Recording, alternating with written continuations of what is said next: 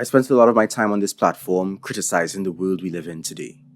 From the illness of imperialism that has spread itself worldwide, to the education system that conforms young minds, to the oppressive institution of work as we have conceived it, to all the other systems and ideologies and histories that have constructed the here and now. And I get asked all the time, what do you propose? What is the alternative? And how would it work? And while I've spent some time discussing ideas for solutions in the past, I know I have a lot more to say, much more than this video intends to cover. At the same time, I want people to understand that I am just one piece in the puzzle. I alone cannot reconstruct a new world from whole cloth. It will take a combined effort to knit together a more inclusive, more cooperative, and more liberated tapestry of life. When it comes to the economy, I've spoken before about my belief in the commons as a foundation upon which a new, free society should be built. For those who haven't seen that video, the commons is an institution for social ownership that enables a community or network of communities to collectively manage and sustain natural or man-made resource systems, such as forests, pastures, fisheries, wind farms, housing, and even the internet. For many people, despite how common the commons have been as an institution in human economies throughout history, it can be difficult to think about how it might possibly work. I cover the basic principles of successful commons management in my video on the commons, link in the description, but it may help to think of the commons as a library of everything. The library has been a long-standing institution in our society, but we may not stop to think about how radical a concept it is in comparison to the other dimensions of the modern day. When every other aspect of life has become fair game for the all-consuming appetite of capital, the library has surprisingly endured as an almost proto-socialist element, a glimmering beacon of what could be in the realm of what is. And this isn't to deny the corrupting influence of hierarchy on the way that libraries currently exist, but it's still so marvelous that this millennia-old institution, despite its sometimes spotty history when it comes to inclusivity and accessibility, now acts in many places to valiantly defend those principles and provide a space for learning and being in an otherwise hostile world. Today's video is brought to you by the library economy. Are you tired of your capitalist economy encouraging environmentally destructive hoarding, a wasteful system that produces too much at too great of environmental cost and simultaneously doesn't distribute it to people who need it when they need it? We've all heard of the library of books, but wait until you hear about the library of everything. Proud sponsor of Andrewism. The history of libraries first began with efforts to organize collections of documents. From archives of cuneiform script in the temples of Sumer in 2600 BCE, to the over 30,000 clay tablets from the Library of Ashurbanipal, established in the 7th century BCE in Nineveh. These libraries stood the test of time to protect commercial records, archival documents, scholarly texts, and early works of literature, such as the Epic of Gilgamesh. Ancient libraries sought to collect knowledge, learn from it, and use it to make life better. Unfortunately, most were kept to an elite, literate class, which guarded and disseminated important advances in agriculture, architecture, medicine, art, manufacturing, war, and more. Almost every major civilization has built libraries, some so large and legendary that their memory lives on to this day. Tibetan, Mayan, Indian, Mali, and other civilizations held repositories of knowledge from far and wide. The 10th century library of Caliph al-Hakam in Cordova, Spain, boasted more than 400,000 books, and the world-famous library at Alexandria in Egypt held as many as 700,000 documents, now lost due to the fire. But many of Alexandria's documents were kept elsewhere and preserved.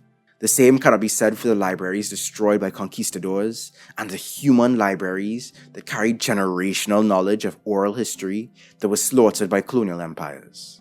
A true tragedy. Libraries have been burned and built as people seek to erase and rewrite history. They have been suppressed and expanded with the ebb and flow of political temperament. At one point, transcription was a holy act, while at another, it was democratized with the invention of the printing press. As literacy in the population grew, people began to realize the benefits of having publicly accessible hubs of knowledge, and libraries became commonplace worldwide. I believe most people would agree with the idea that we have a responsibility to maintain and share knowledge freely, and libraries have played a hand in upholding that principle up to today. Libraries have begun to provide a variety of services in the realm of not just access to knowledge, but also access to materials and training and a social space uncorrupted by the demands of consumerism. With the rise of the internet came a vast expansion in the utopian potential of the library. After all, the library could revolutionize access to whatever we could want or need from humanity's well of common heritage. As a species, we could step up to new heights. And yet, the internet has been sabotaged. Just as the true tragedy of the commons was the loss thereof, the true tragedy of the internet has been its fall from grace. It was the chosen one, and it has been corrupted by digital enclosure and privatization, the rise of tech monopolies, and the forced implementation of artificial scarcity upon the abundance it could provide. But I refuse to let go of the vision. I refuse to discard the unrealized possibilities of the library concept. If we believe that free access to humanity's heritage of knowledge is a right all humans inherently possess, can we not also recognize the right to free access to other essentials of human flourishing? If you don't mind entertaining this thought experiment, let's take a moment to explore what could be the foundational concepts of a library economy. In the Ecology of Freedom, social ecologist Bookchin spends a lot of time exploring three key concepts: usufruct, the irreducible minimum, and complementarity. These concepts are foundational to any cooperative, caring, and egalitarian society, but particularly to what Bookchin called organic society, which consists of the egalitarian tribal societies that can be found in much of human history. These societies lacked social hierarchy, as in institutionalized systems of rank based on status distinctions, and as such lacked domination, in the sense of both dominating people and dominating what Bookchin called first nature, the natural ecological world. Our modern society is part of second nature, which is the human world. Beginning with the first essential concept for a library economy, usufruct refers to the freedom of individuals or groups in a community to access and use, but not destroy, common resources to supply their needs. This is as opposed to the limitation of access based on exclusive ownership. Libraries allow you to access and use books when you need them, and encourage all of us to be good stewards of the books we borrow, taking care of it when we have it and returning it when we're done, because it belongs to all of us and to be readily available for use. Imagine this principle applied to libraries of decor, libraries of furniture, or libraries of tools. Perhaps you would borrow cushions, couches, and paintings to suit one interior design taste for a few months before switching it out and trying a new style. You might borrow a shovel from the tool library to get a permablitz done one weekend and return it when you're done so someone else can use it when they need it. Alternatively, you can keep it for as long as you want to use it, all without having to produce excessively or leave stuff wasting away in storage. If we want to live sustainably, we need a library economy. We need an economy based on usufruct that incentivizes producing enough lasting, durable stuff that everyone can share and use when they need it, instead of producing around planned obsolescence and excess, wasting crucial time, energy, and resources. A library economy would be an essential component in a move towards degrowth, an economic theory we'll be exploring in the next video. The second essential concept for a library economy is the irreducible minimum, which is the guaranteed provision of the means necessary to sustain life, the level of living that no one should ever fall below, regardless of the size of their individual contribution to the community. This includes access to adequate food, water, shelter, clothing, education, and healthcare. Libraries as they exist now provide free access to knowledge, But knowledge is only one component of an individual's and a community's self-actualization, which a library economy should be organized to help reach. Libraries of consumables like food, drugs, and toiletries may be difficult to imagine, which is why in addition to libraries of things, a library economy should also have dispensaries of necessities.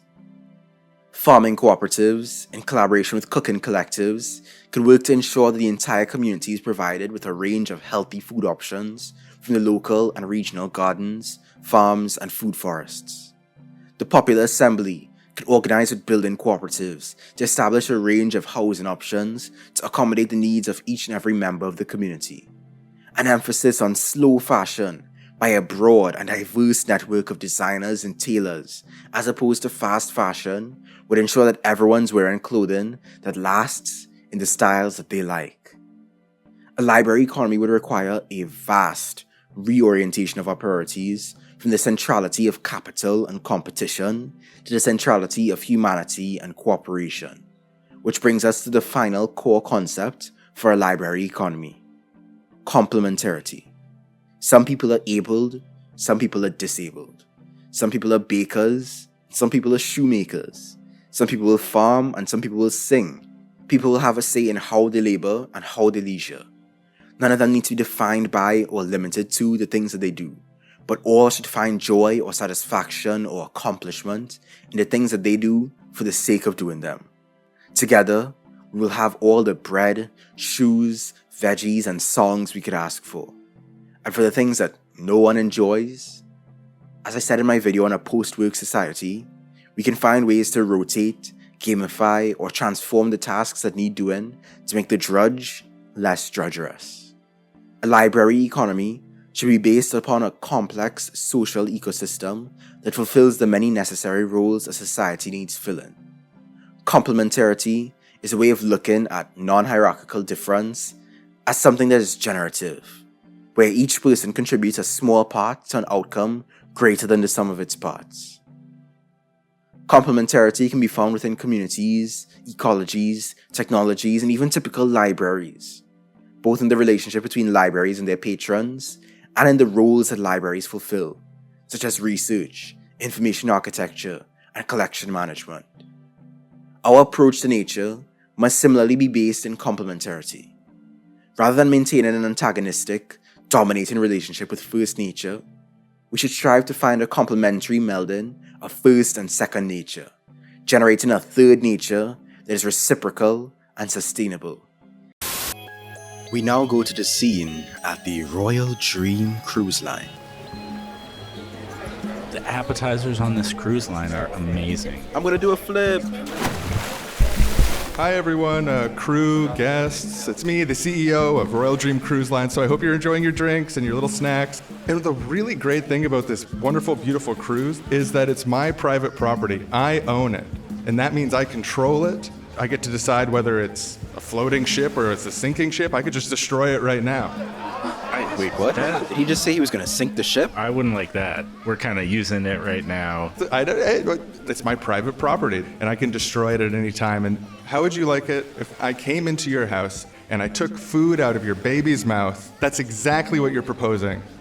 That's true. I mean, there's no difference between possessions and private property anyway. So we're all on the same page. I advise against it, but Yeah. We all believe in private property I don't like here. it, but I guess we do.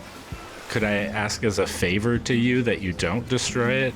Yes, you can absolutely ask that as many times as you want. In fact, I expect everyone to start asking that very soon. I see I've got this big red button here. There's a small load of dynamite. Now, it's not going to harm anyone. It's just going to harm the ship. And I'm just going to hit this button now. And, oh, there it goes. Ooh, did you hear that? It sounded far away, but it's going to sink the whole ship. Whoa. But don't worry, there's life rafts. Oh, thank goodness. Oh, good. I mean, one life raft. And oh, look at it. It looks big enough for everybody. I completely agree. Everyone who's on this cruise line can fit on that escape boat. Oh, good. We're Thank safe. goodness. But it's also my property. That's really kind of you to let us use your property. Well, I didn't say that. Wait. But didn't you just say that all of us could fit on it? Yeah, I guess he said could fit on it, not will fit on it. That's right. That was a logical error on your part. Listen a little closer. It can fit everyone, and it belongs to me. I guess he's right. Maybe I should have thought to bring my own life raft. Yeah, maybe if I work hard enough and save up my money, maybe someday I can buy my own boat. Oh my god, did none of you bring lifeboats or have escape rafts? You guys have been kind of irresponsible. I can't reward irresponsibility by letting people on my boat that's big enough for all of us. Can I at least get one last mimosa? The mimosas are also my property, and we've suspended the open bar for the duration of the cruise. Oh man. Well, I mean, I guess I can't take it from you. That'll be stealing. Yeah, to steal a mimosa from the bar on a sinking ship, that would be almost as evil as trying to break onto my lifeboat. Questioning this would require questioning the unlimited authority of a property owner over their property, so I guess I'm going down with the ship. I guess so. It's too bad I can't imagine any other alternative to this system. Guess I'll die. Well, bye everyone. Bye, I guess. Bye. Bye. Guess this is fair. At the beginning of this year, I asked you to recognize the importance of imagination in politics. Now imagine what a world based on a library economy would look like. Perhaps it would draw some inspiration from the 5 laws of library science, first conceived by Indian librarian S.R. Ranganathan in 1931. The first law is that books are for use. Things are meant to be used, not hoarded, made accessible, not shut away. Preservation and storage are important, Ranganathan himself noted, but more important than that is that consideration is paid to access-related issues, such as location, hours of operation, comfort, and the quality of service.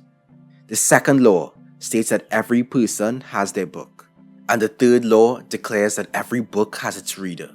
Applied more broadly, this means that we should strive to develop a broad collection of things, whether furniture, decor, books, vehicles, or housing, that would serve a wide variety of needs and wants, no matter how niche, understanding that those sorts of accommodations are generative of an abundant life.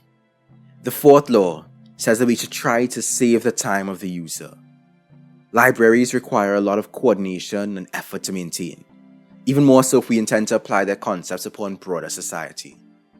Thus, it is vital that we develop systems, services, applications, workflows, guides, and frameworks that allow us to most efficiently manage the resources of the libraries, allowing us to do more with less. Lastly, the fifth law reminds us that a library is a growing organism. The aim of a library economy should never be to rigidly establish itself and continue as is. A library economy must be dynamic, ever-growing and evolving in both the quality of the collections held and services provided, and in the quantity of those who are effectively served. The project is never complete. As wonderful as a library economy may sound to myself and others, certain concerns may arise. Sean and Aaron at Seriously Wrong had to respond to quite a few of them in their exploration of the library economy idea, so I'll be borrowing a bit from their responses. People have asked if this system will make us dependent on others. And the answer is that you're already dependent on others. Others have asked how we would provide for everyone. But we need to recognize that we actually do have more than enough technological capacity to meet people's needs. It's just not distributed fairly, and our priorities aren't in the right place yet. But that can change. One of the major objections seems to be that I like owning things. I don't want to have to borrow everything I want to use and return things all the time. Which is fair enough. And nothing about the library economy necessitates that you give up all your personal possessions or else someone's going to come for you and confiscate it. For most of the stuff that would fall under the library economy, I believe that as long as you respect the principle of usufruct, not destroying the stuff you're using and wasting valuable resources, you can keep it as long as you need it. As the system matures, we'll be able to refine it further so that everyone benefits fairly. Another concern is how we would deal with the inherent scarcity of certain things. If demand for certain services or vehicles or whatever the case may be exceeds supply, it's up to the community to organize how they'll distribute those things. With some discussion and deliberation, I believe we could come to an agreement on booking times or wait lists with a priority scale that analyzes the level of need. Keep in mind that when it comes to the question of who administers this system, the answer is that we all do. We all have a say in the decisions that will affect us. The guidelines developed for this system will be developed in the halls of the Popular Assembly, experimenting with new ideas and ways of doing things that may push democracy to its limits. Certain roles may be delegated to cooperatives to handle the more nitty-gritty aspects of administration, such as daily upkeep and organization, but together, we can figure out a way to make this system work to everyone's benefit. Visualize, if you will, pockets of library economies that redefine their regions, connect with one another, and spread worldwide. Library economies that share and trade amongst themselves across great distances, understanding the value of variety. Library economies based in reclaimed distribution centers and warehouses so that everyone across every community can access whatever tools, materials, appliances, and other things they need. Spaces opened up on campus grounds and community centers and wherever we can find a foothold for workshops, kitchens, and even popular assemblies. Cooperatives coming in agreement with their communities to determine the best uses of our common pool resources. People joining together to re-establish a free and open internet with streaming, reading, and everything else on demand without the abstract barriers of copyright legality so that all can enjoy and adapt the digital and cultural commons.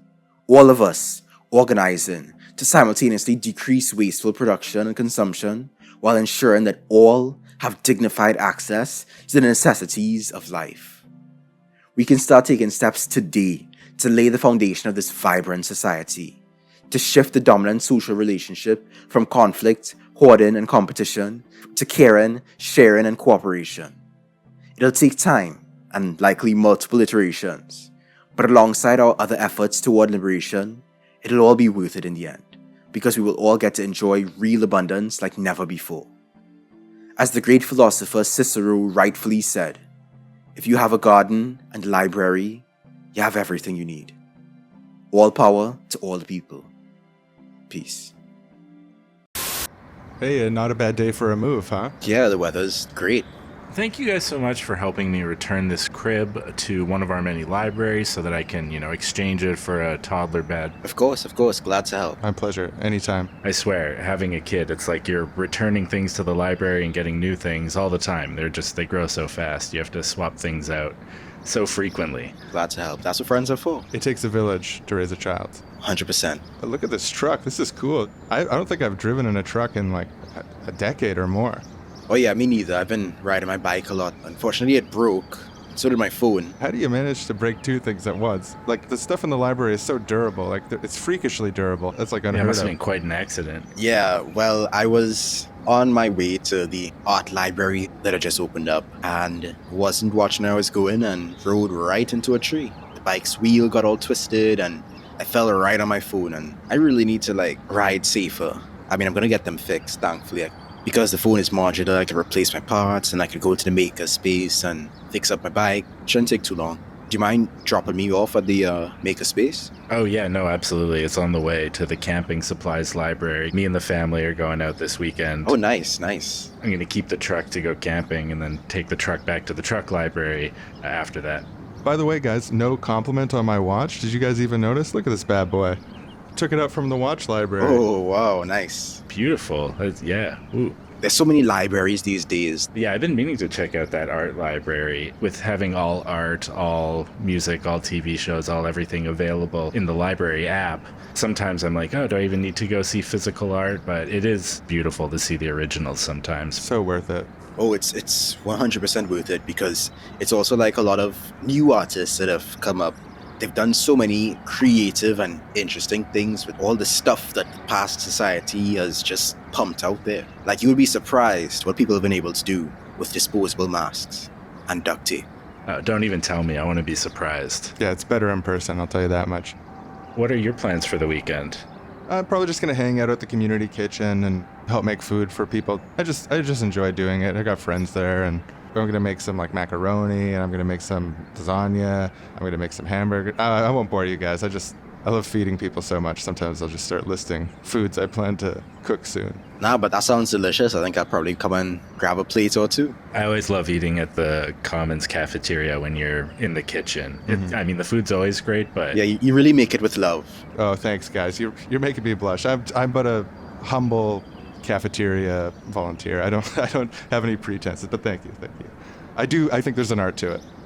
Hey, but I mean, you're not just a cafeteria volunteer. After all, you can cook in the morning, write poetry in the afternoon, make music in the evening, dance all night, all without ever being a cook, a writer, a musician, or a dancer. I'm actually thinking of doing something a bit different. You know, there's a library for books, like physical books. Oh, yeah, physical, like paper books, right? They have a whole library for those now, just for books. Interesting. That's cool. I have to check that out. Book library. Yeah, I like the sound of that. I mean, what, were they going to have a bookstore? Good one. Stores. Obviously, there's a book library. I don't know what I was thinking. How utterly alien a concept. Imagine if all of humanity's resources and heritage and everything was like locked up and hoarded and none of us could ever access it. Imagine if we had to commodify and sell and trade everything instead of just sharing from each according to their ability to each according to their need. Ooh, sounds creepy. I'll take the library card over that. Same. Book library. That's something. This video was inspired by the persistent and galvanizing work of Aaron and Sean of Seriously Wrong, a utopian leftist comedy podcast that's been doing the thing for years now. Check out their amazing podcast, their hilarious and thoughtful series on library socialism, and the episode I featured in, all linked in the description below. Thanks for watching. Please like, comment, subscribe, and share with your fellow peoples. Join these beautiful humans and support me too on patreon.com/sainttrue. Check out all my other videos for a range of radical topics. Follow me on Twitter @_sainttrue. Thanks again. Peace.